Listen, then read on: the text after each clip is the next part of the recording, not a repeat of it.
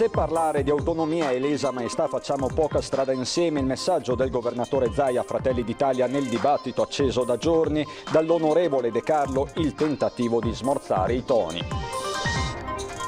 Sequenziato dagli scienziati veneti, il genoma del coronavirus nella nostra regione non è trasmissibile dalle zanzare, spiegano gli esperti. Resta fondamentale rispettare le regole. Tragedia sul lavoro a Maerne di Martellago, un operaio di 54 anni di Scorzè muore schiacciato sotto una pressa, colleghi e titolare sotto shock. Il 1 febbraio un clochard era stato picchiato mentre dormiva su una panchina di un atrio interno all'ospedale di Padova. Indagate 4 persone, 2 di loro sono guardie giurate. Le linee guida per la ripresa delle scuole a settembre preoccupano i dirigenti scolastici, a essere in difficoltà anche le scuole paritarie, specie quelle dell'infanzia. Dopo la maxi rissa di sabato notte in piazza Mazzini, il sindaco di Jesolo ha firmato l'annunciata ordinanza: ogni sabato stop dalle 20 alle 6 alla vendita e consumo di alcolici.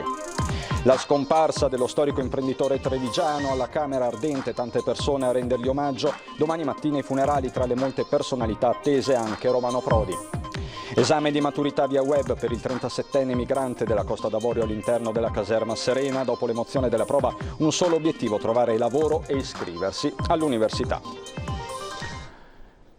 Bentrovati telespettatori di Antenna 3, è la politica ad aprire questa sera la nostra edizione regionale con il botta e risposta a distanza tra il governatore Zaia e Giorgia Meloni. Sul banco ancora una volta il tema caldo, caldissimo dell'autonomia. È legittimo che io parli di autonomia in Veneto o è proibito anche fare questo? Perché se è un tema di lesa maestà, di proibizioni, vedo che ne facciamo poca di strada assieme.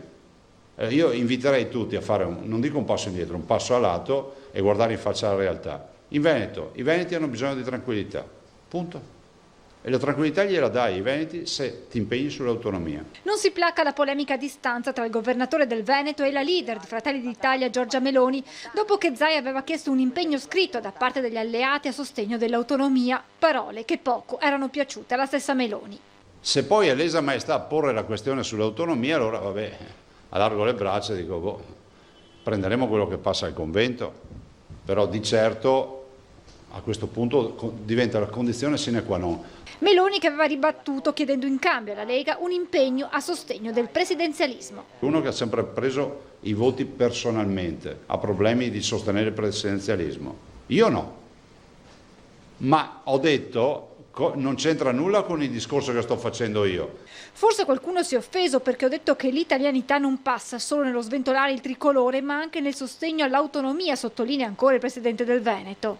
A me non piace che chi parla di autonomia sia ritenuto poco italiano e chi parla di tricolore sia italiano al 100%, perché l'autonomia è prevista dalla Costituzione. Sottoporre il documento non è una questione di poca fiducia né di voler creare le basi per correre da soli, continua poi Zaia. Anche perché penso che ci sia un problema generale, sia difficile sostenere un progetto di centrodestra se poi se ne va un blocco così importante.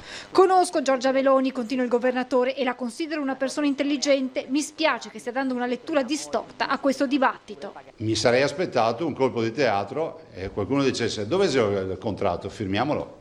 Mi sembra lunare come dibattito, in tutta sincerità.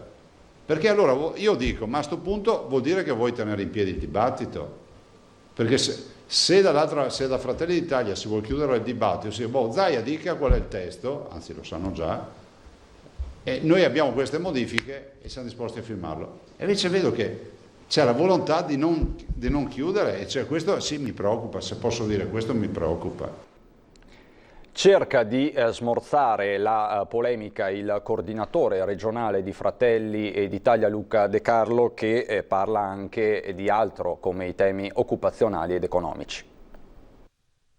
In Veneto abbiamo lavorato bene, ha lavorato bene tutta la Giunta e quindi siamo convinti di poter presentare un programma per governare i prossimi 5 anni che sia assolutamente in grado di intercettare tante situazioni di disagio e di dare una spinta a quella che è stata sempre un'economia florida come quella veneta, che oggi non merita assolutamente di essere messa in secondo piano. Vuole andare oltre la polemica ai vertici Luca De Carlo, coordinatore regionale del partito di Giorgia Meloni, e lo fa sottolineando il lavoro di squadra fatto finora. In giunta dell'arresto c'è Elena Donazzana, da oltre un anno nelle file dei Fratelli d'Italia. Suoi i referati al lavoro e all'istruzione, cruciali in questa fase di ripartenza. Quanto alla madre di tutte le battaglie, l'autonomia, De Carlo non ammette ambiguità. Anche i fratelli, dice, hanno fatto la loro parte. Sull'autonomia siamo stati chiari sin dall'inizio, sin dal 2017, quando abbiamo votato e fatto votare convintamente a favore di maggiori forme di autonomia per il Veneto.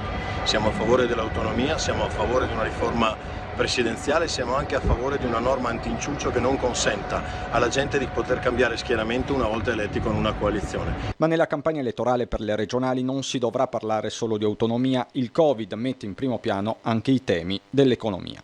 Però dobbiamo occuparci e vogliamo occuparci anche dei tanti problemi che attanagliano i veneti da qui in avanti. Sappiamo benissimo che il Covid li ha solo acuiti, partite IVA, imprese, ma anche tante persone oggi soffrono quella che è stata una crisi veramente dura. Dalla politica al fronte sanitario aperto dal Covid-19, perché è stato sequenziato il genoma del coronavirus dagli esperti veneti che evidenziando la sua patogenesi, cioè la sua gravità, hanno potuto constatare come non possa essere trasmesso dalle zanzare.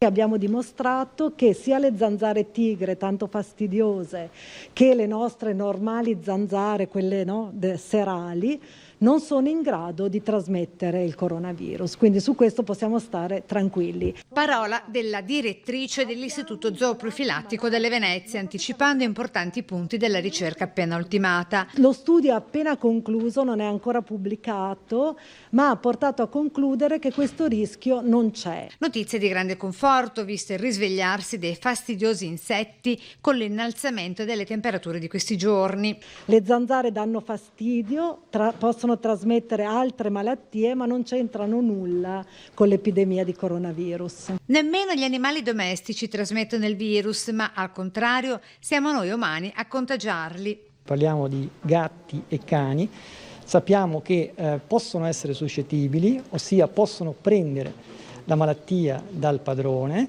il virus dal padrone, possono infettarsi in maniera sintomatica o possono sviluppare una blanda forma respiratoria prevalentemente, ma non costituiscono un rischio di trasmissione di zoonosi inversa, diciamo così, dall'animale all'uomo. È il risultato dello studio del genoma del virus, da cui è emerso altresì come cambiando il suo ambiente vitale sia diminuita la sua carica virale, e cioè con il lockdown, il distanziamento sociale, l'uso delle mascherine e isolando i malati. Perché i virus sono fatti così, man mano che cambiano e passano da un ospite all'altro, cambiano.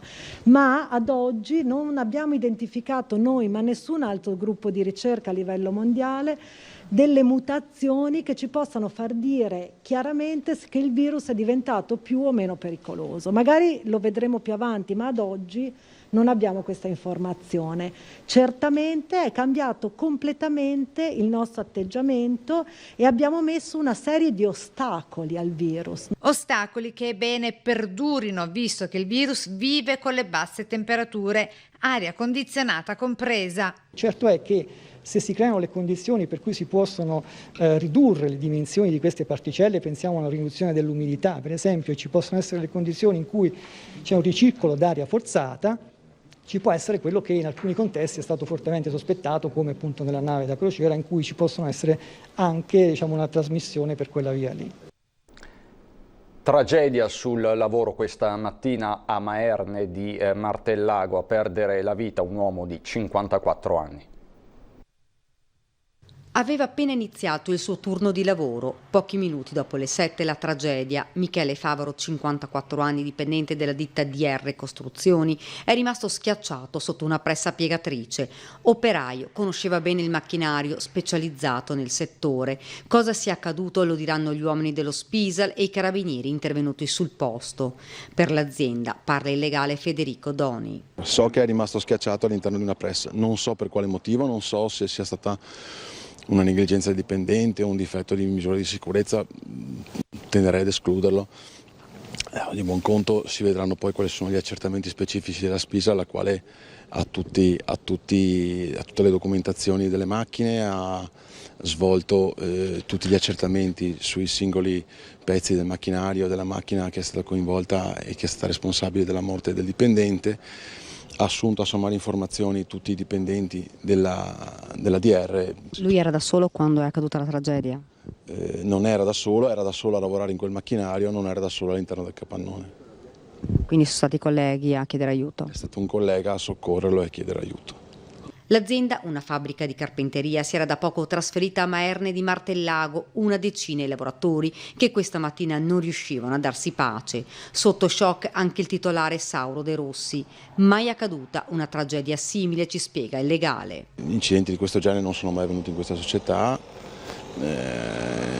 La società tratta e gestisce i suoi dipendenti più come membri di una famiglia che come dipendenti, e quindi questo incidente è stato prima di tutto una tragedia da un punto di vista personale, oltre che uno sconvolgimento totale da un punto di vista umano e di ogni altro genere.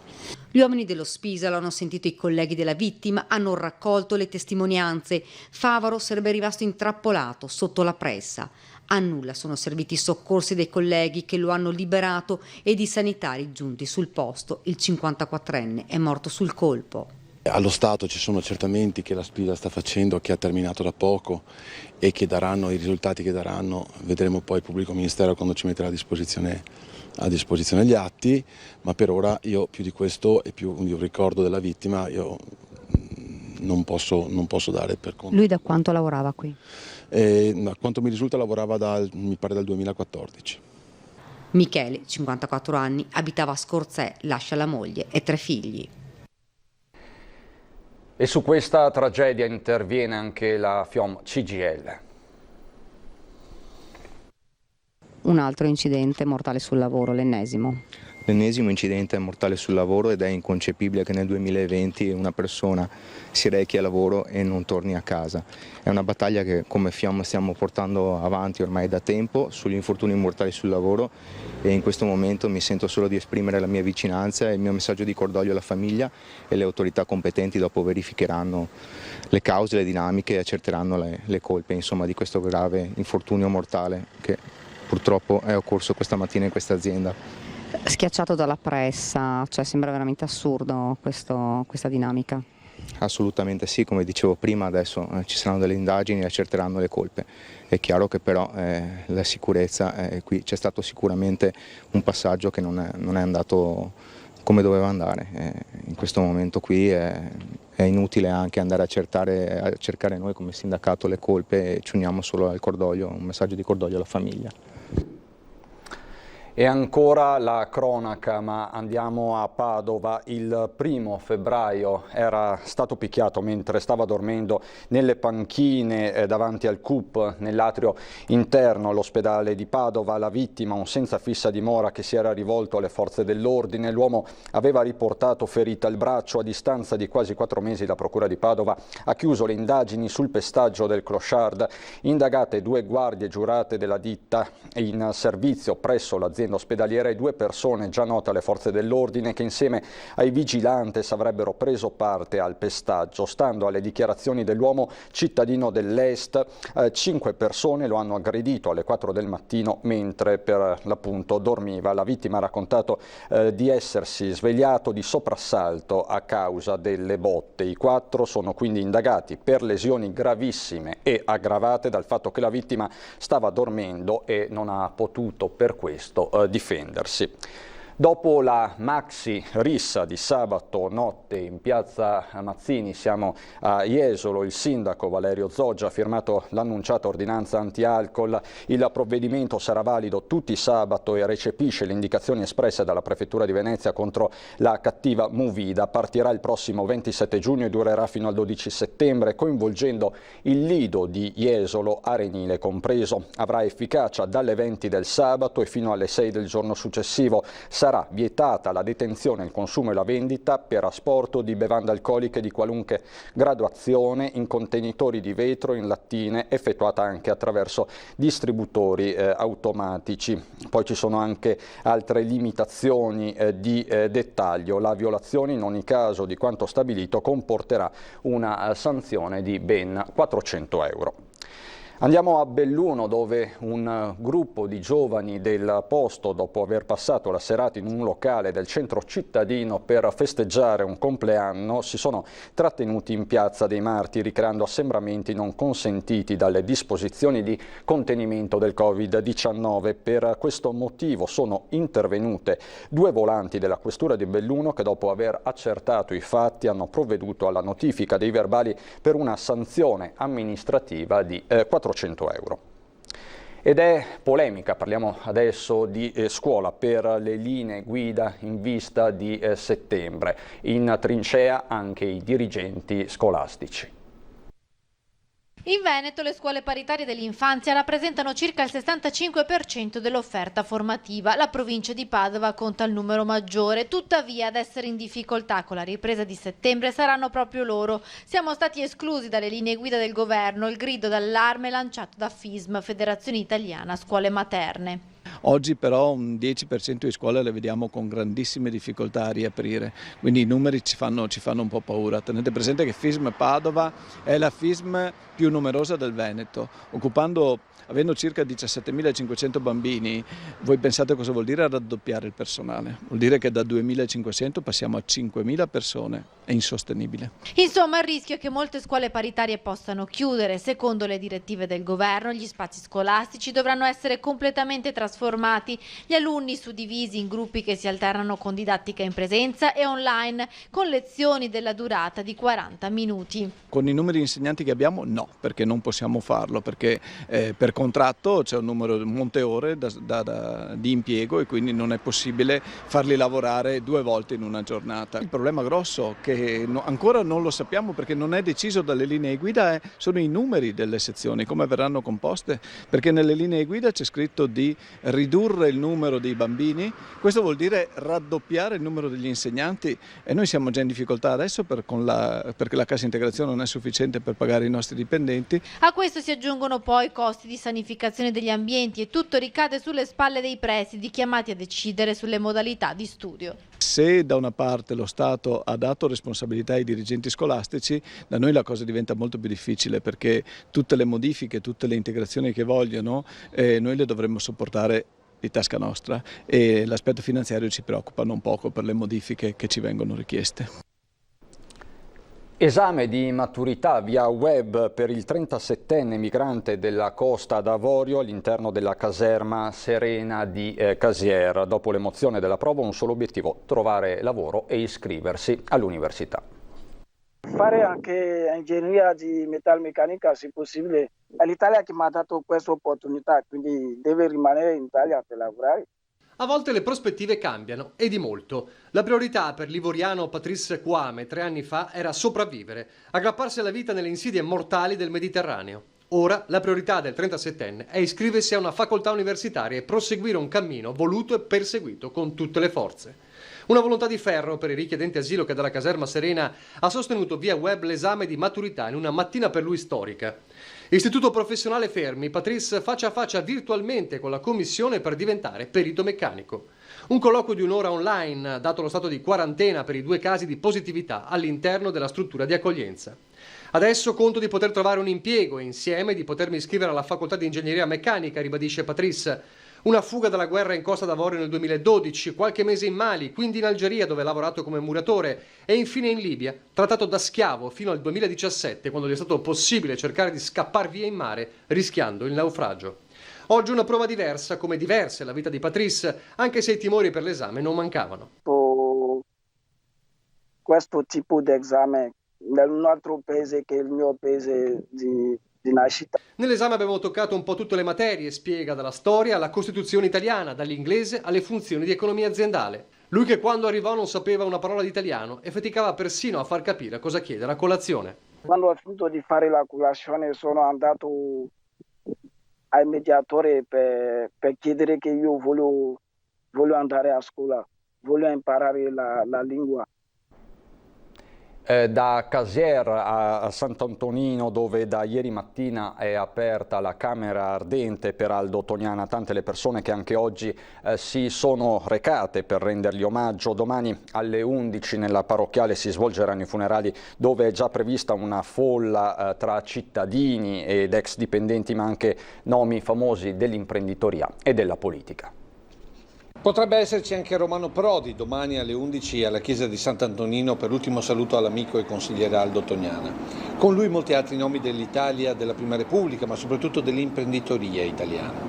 Ma ci sarà soprattutto la sua gente, i suoi collaboratori, che anche oggi si sono alternati nella Camera Ardente aperta nella villa di famiglia lungo la Jesolana. Come impiegata ero considerata anche una persona di famiglia, voglio dire, perché i bambini li ho visti crescere praticamente. Magari se c'era da fare qualche ora in più, io ero in bicicletta, diceva che sono venuta qua, avevo 18 anni, no?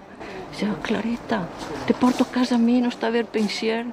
Ricordi di vita nella fabbrica di porcellane, ma anche di vita cittadina, con l'impegno che Aldo Ottoniana ha dedicato alla cultura. Il suo ruolo di cittadino, partecipe della città, che lo portava naturalmente a valorizzare soprattutto la cultura sotto tutti gli aspetti. Ho avuto in anni recenti così occasione di scambiare opinioni con lui. Lui era una persona veramente aperta. Ecco perché la figlia Elisabetta ci apre le porte della biblioteca di papà Aldo.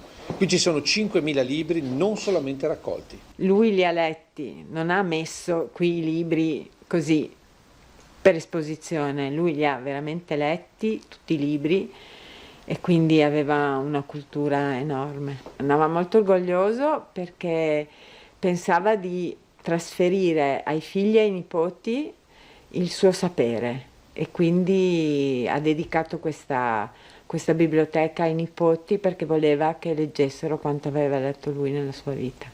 Una vita carica di energia, testimoniata da questa foto, quando nel 1945 la comandante dei partigiani entra a Treviso, e continuata fino a qualche anno fa.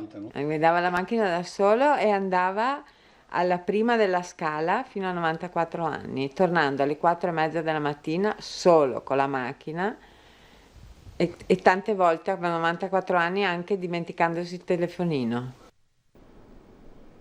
Dibattito acceso a Padova attorno al ponte con i colori dell'arcobaleno del Pride.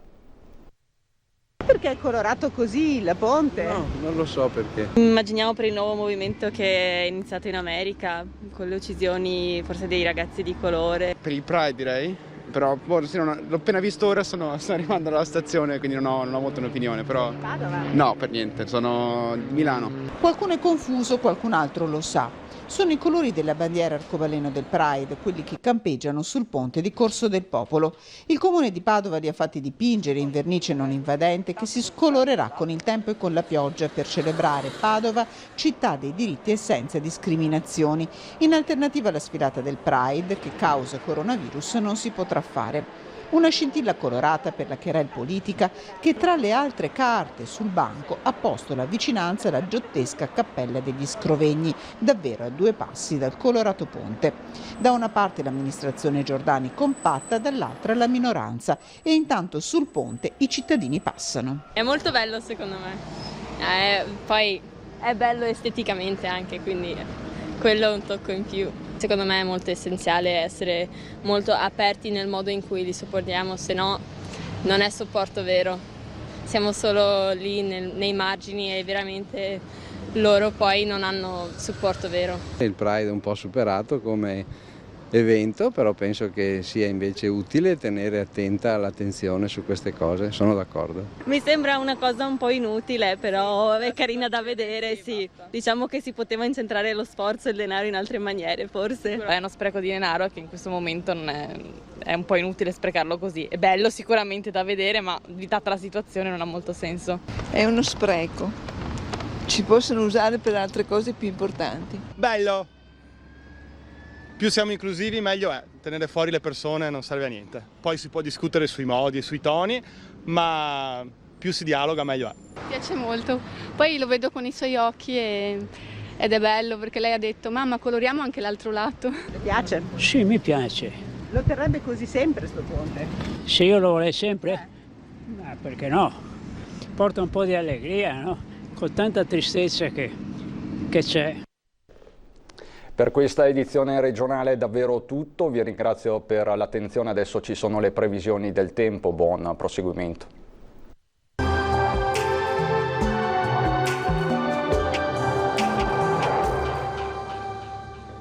Bentrovati al meteo. Anticiclone in rinforzo, ecco che dunque il tempo sarà in prevalenza stabile. Con la grafica andiamo a vedere il dettaglio di venerdì 26 giugno. Sul Veneto avremo un ampio soleggiamento su tutti i settori, il cielo si presenterà sereno o al massimo poco nuvoloso. Alta pressione però è sinonimo anche di lieve instabilità, infatti sui rilievi alpini non si esclude qualche piovasco a carattere sparso in locale discesa fin sulle pianure circostanti. Temperature stazionarie minime fino a 19 gradi, valori massimi compresi invece tra i 25 e i 31 gradi all'incirca. Ci spostiamo ora sul Friuli Venezia Giulia, condizioni anche qui di bel tempo nelle ore pomeridiane, sulle zone montane però si verificheranno degli acquazzoni. Temperature minime tra 17 e 20 gradi, massime invece tra 27 e 28 all'incirca. Stesso scenario anche sul Trentino Alto Adige, con tanto sole dappertutto e solo con qualche precipitazione pomeridiana a carattere sparso. Temperature minime sui 17 gradi, valori massimi invece intorno ai 29 gradi. Dal meteo di Antena 3 per ora è tutto, grazie per l'attenzione e arrivederci al prossimo aggiornamento.